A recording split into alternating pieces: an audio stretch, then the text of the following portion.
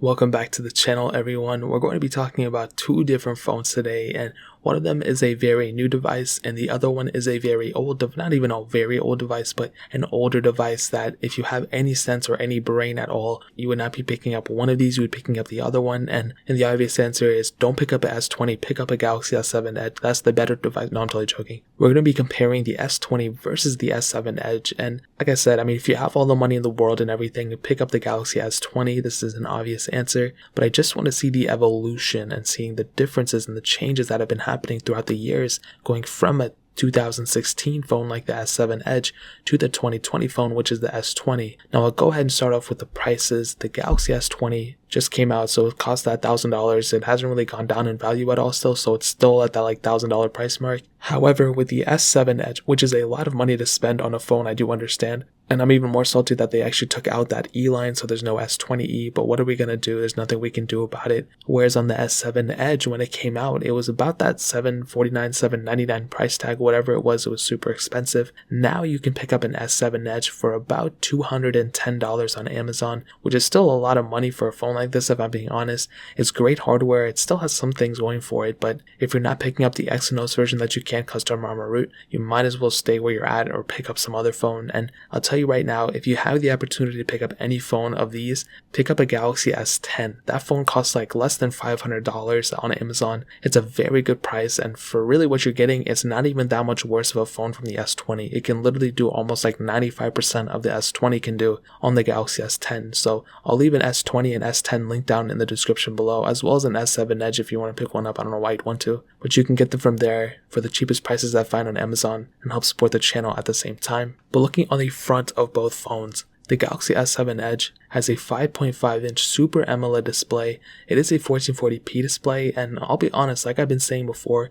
Samsung just knows how to make panels. They know how to make very, very good looking panels that last a very long time in terms of the way they look, and the Samsung Galaxy S7 Edge is definitely up there. Now, unfortunately, mine not only has burn-in, but also has a line going through it, which is super annoying, but the Samsung Galaxy S7 Edge has a very good panel, and there's a little bit of bezel on the top and bottom. I'll be honest, there's a lot of bezel on the top and bottom, which really does suck, but there's really nothing we can do about it. One really cool thing about the S7 Edge that was really originated from the S6 Edge, that really originated from the Note Edge, is that Edge panel. And for this one, this phone specifically, they just took it to the other level. They really made this thing edge out, and I don't think a lot of people like that. That's why they eventually stopped the Edge lineup. They eventually switched over to just every phone having an Edge type of thing. But this one was like a whole nother level. Like, you would randomly be clicking things and all that stuff. It was just not a good mix. But the S7 Edge did have a very good panel for the most part, besides all that burn and stuff that eventually got onto it. Whereas on the Samsung Galaxy S20, we have a 6.2-inch dynamic AMOLED display.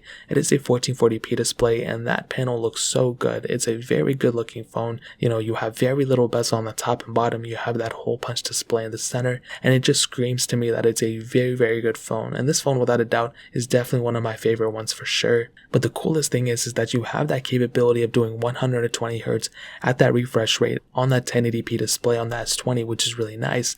Now, there will be eventually a software update that will potentially put 1440p at 120 Hz on the S20, and I'm curious to see that. But regardless, both panels are pretty good, but the S20 definitely wins in terms of the panel just because of that 120 Hz refresh rate for sure. The S20 has USB Type-C on the bottom. The S7 Edge has a micro USB port, which is not my favorite one. It's not my first choice. That honestly does kind of suck for the S7 Edge, but what are we going to do about it? There's a headphone jack on the S7 Edge where we don't have it on the S20, so a little bit of difference right there. And on the back, you can see a single camera setup on the S7 Edge, but a triple camera setup on the S20, which I'll get into in a second. Both have glass backs and both feel pretty premium in the hand. There's not one that feels, way more premium than the other one. What I will tell you though is that with the S7 Edge and even the Galaxy S7, the home button on these phones have just been so bad recently. They just are wobbly, and it's like every single home button phone that's a Samsung Galaxy that I have, the home buttons are just so wobbly, and these were the last ones to have a home button, and they still did a pretty bad job at it, if I'm honest. So when you're holding it and you kind of like shake it a little bit, you can like hear that home button shake around, and it just feels super cheap. It doesn't feel premium. The rest of the phone feels premium besides that specific part. So kind of a shame, but it is what it is.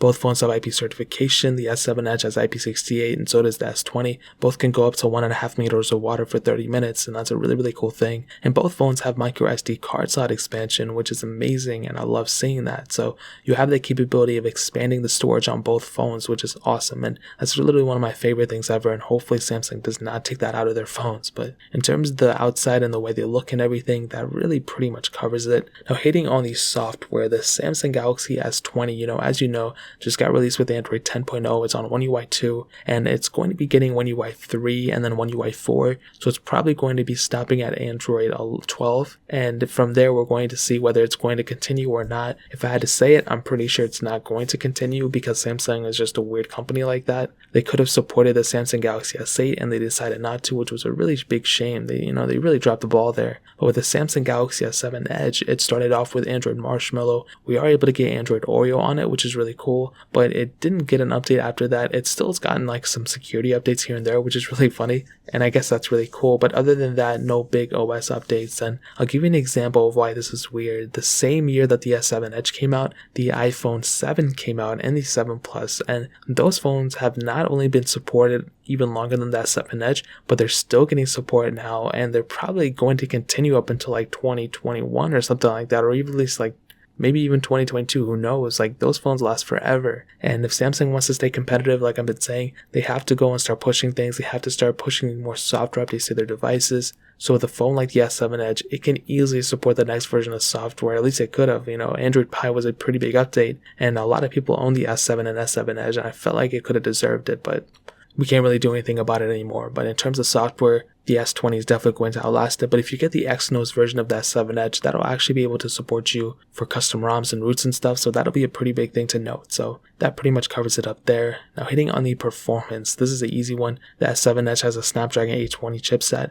a quad-core CPU, an Adreno 530 GPU, and there's 3 different models: the 32, 64, 128 gig model, and all those models have 4 gigabytes of RAM. Where the Samsung Galaxy S20 has a Qualcomm Snapdragon 865 chipset, an octa-core CPU, an Adreno 650 GPU, and there's only one model of the S20, the 128 gig model with 12 gigabytes of RAM. Now, what I can tell you about the performance of both phones is that when the S7 came out, or the S7 Edge came out, it was the most premium, fastest phone probably on the market. It was extremely fast, this and that, and it definitely has slowed down quite a bit. That phone is extremely slow and choppy. The S20 is definitely much faster. It's a very, very fast phone at the end of the day. It can really do anything you throw at it, and the reason and it's probably one of the fastest phones in the market right now, but the reason I mentioned that S7 Edge being one of the fastest phones at the time and when it was released is because that's how the S20 is. And if you looked at the S10 last year, that phone, I was saying the same exact thing. But for some reason, Samsung phones just slow down so much faster than other, even iPhones of that year too. It usually starts off being faster than those iPhones, but then it ends up being more glitchier and less smooth and all those things.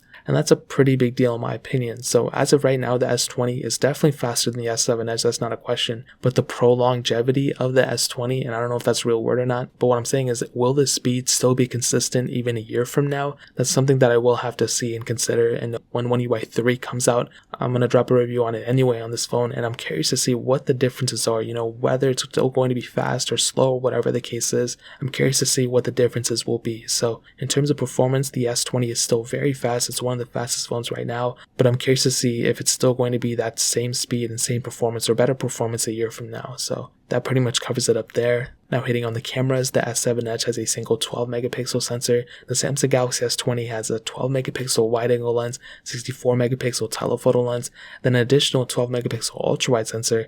And there's no question about this. The S7 Edge is a good camera, 4K 30, very, very good for what it is and when it came out. But the S20 definitely, you can do 4K 60 frames. You can do 8K video on the Samsung Galaxy S20. That camera is a seriously good camera, one of the best cameras out in the market right now. I dropped my first camera comparison yesterday between this phone and the iPhone 11, and I saw that I think it was better than the iPhone 11 by a little bit, but not by much.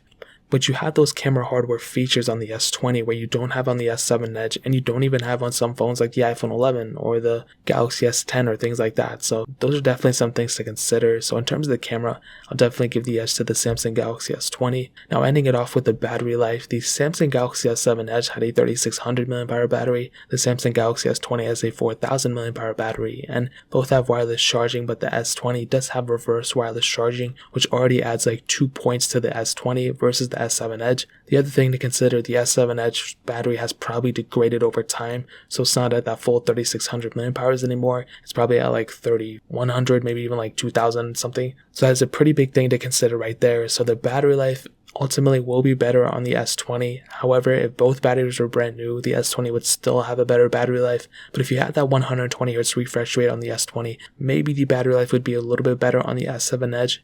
But still consider the fact that if you have a normal S7 Edge that is degraded over time, the S7 Edge probably won't have that good battery life anymore. So to kind of sum up the video and to answer the comparison, for the people who were deciding which one to get, obviously get the S20, that's an easy question. However, if you currently have an S7 Edge, should you go pick up an S20? I will say to that, or if you're somebody who doesn't even have either of these phones and you want to pick up some newer phone and see how the older ones compare, I will say if you don't want to spend the money for an S20, get a Samsung Galaxy S10. That is the sweet middle spot of both phones that are really the older ones and the newer ones. The S10 can do 95% of what the S20 can do, and it's for like half the price, and it's such a good deal that I don't understand why more people aren't talking about it. But the S10 is a very good priced phone. If I were you, I would honestly probably end up picking that one up over a lot of other phones in the market right now that are brand new. So if you want to pick up the S20 or the S10, I'll leave those linked down in the description below, like I said. But that is pretty much it. If you guys have any other questions or anything, leave it down in the comment section as well. Hit that like button, that would mean so much, but definitely hit that subscribe button. Every single subscriber that we get really does count, so it means so much if you guys could hit that.